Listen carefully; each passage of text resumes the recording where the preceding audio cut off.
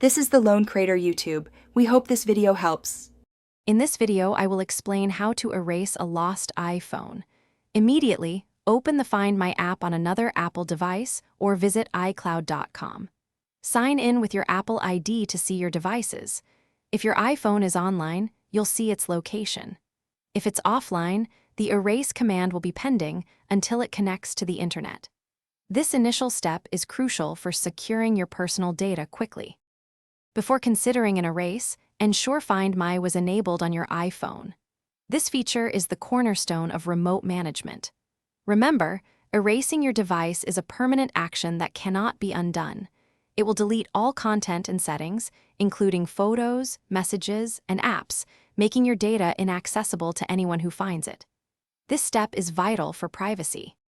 To perform the remote erase, navigate to the Find My app or iCloud.com. Select your lost iPhone from the list of devices. You will then see an option to erase iPhone.